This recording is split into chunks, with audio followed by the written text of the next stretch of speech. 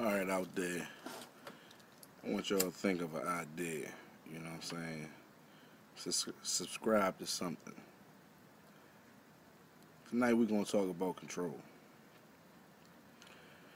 We're going to talk about overstanding the situation versus understanding and things of that nature.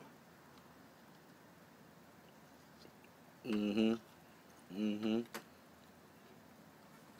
You got the drink and the fug too. But let's start our journey. We don't waste no time. Like I said, talking about control. First of all, you look at a situation, anything that you control, you ask yourself, would you want to lose control of it? Hmm? Ask yourself that real fast. Some people think they got control of their kids. Would you want to lose control of your kids? Simple. Something simple like this. People think, when you riding down the street, you got control of your car. Would you want to lose control of your car? So all the elements and factors that come in a line to make sure that your car, you're able to control your car.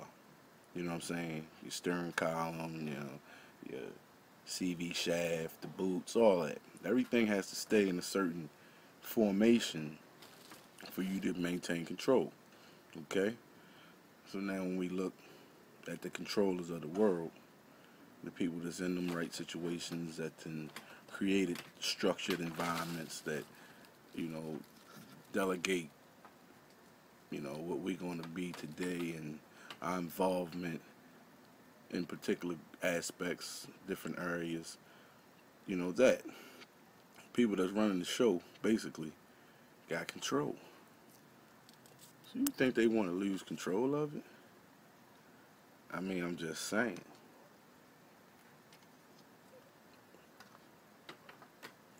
People talk about all the social ills, the drugs, the alcohol, the weed, the cigarettes, all that. But through all that, is that a mechanism? Is it more of a coping mechanism for society, or is it a way that they control in society? Sometimes people use various things as a coping mechanism for the situation they realize they can't get out of. But at the same time, can you really not get out of that situation? Certain ethnic groups, especially in this country, like to say that it's another race or ethnic group's fault that they in that position.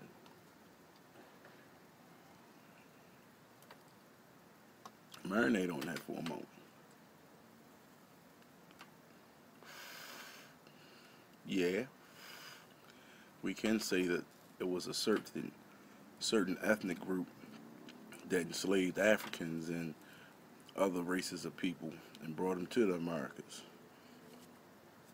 But a lot of those ethnic groups have begun to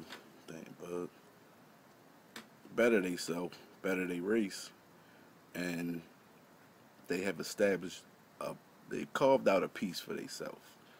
You know, in case in point, we talking about white America pretty much versus black America, or anybody that's fell victim to some injustice. They like to blame the white man.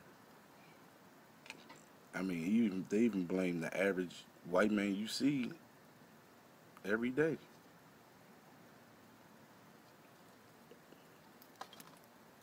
Of course, he's a cog in that machine. But think about what the machine's purpose is: to maintain control. So if you want to maintain control, you got to do what it takes. I mean, when you overstand a situation, you see it clear that for the powers that be at this time to maintain their control, they had to do what they had to do. People say, oh, their school's better than ours. Why shouldn't they be? If they the ones that's trying to maintain control. You don't maintain control by teaching somebody everything you know. We know this from a black perspective, you know? You don't introduce your worker or the dude that's copying from you to the connect.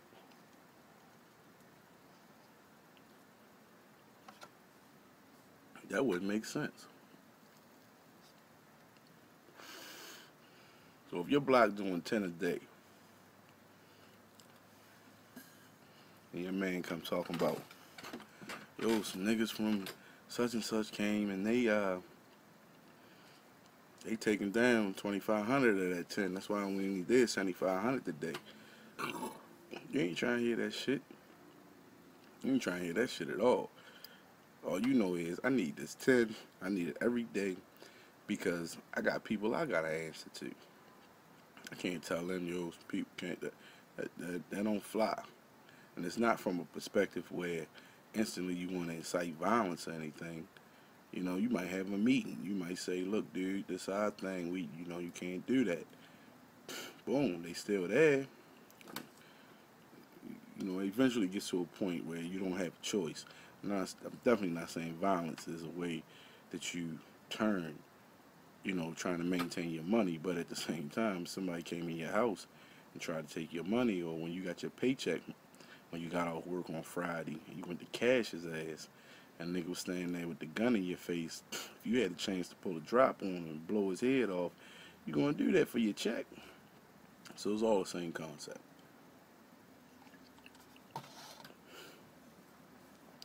You got the controllers, and you got the ones that's being controlled.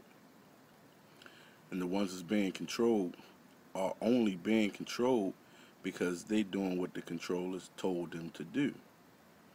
You know, when you look at things like religion, for instance, when you believe in something that somebody else believes in, they have no tangible proof. It's not science. It's not like a scientific fact where we can say, if you strike a match, put your hand over the top of it, it's going to burn you. That's proven.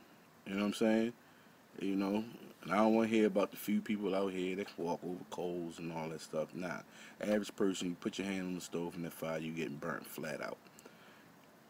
And now, as I'm saying, with a belief system, can't prove that. Can't tell somebody, Jesus ain't real. Jesus is real. I seen Jesus. I seen Muhammad. I seen Buddha, Krishna. You can't prove that. That's the thing. They basically, I don't want to say brainwash because that might be too strong of a word for people on the religious tip. But what happens is when you believe in what they believe in, you start adopting their mindset. I mean, it's only right. It only makes sense. If I believe in the boogeyman, and I keep saying the boogeyman, and then I get you believing in the boogeyman, not only will you believe in the boogeyman, you'll start believing in other things I believe in, and you'll start patterning yourself after the way I do things. If I tell you, hey, yo, it's the boogeyman, you got to do this to make sure the boogeyman don't get you. You know what I'm saying? You have no way that you can get out of that box in your mind because, first of all, I scared you. I told you the boogeyman. Boom, equated. Boogeyman can be equated with hell. You know what I'm saying? So, boom, if I can't get you to do it off of you just wanting to do it, which some people, they fall into it way easier than being scared into it. You know what I'm saying? But just to lock that 85% and the whole 85%, we got to come with the fear. You know what I'm saying? So when the fear comes in and I scare you into believing what I believe, you still might have some doubt, but you all going to pick up my ways because you picked up my mindset, my belief system. You know what I'm saying? That's a way that now I can begin to control you. Because if I taught you this mindset or this belief system, guaranteed I know more than you know about this. You feel me? So, when it comes to that, that's definitely a way that the controllers maintain their control. Another way is economics. We're going to get into that one next time.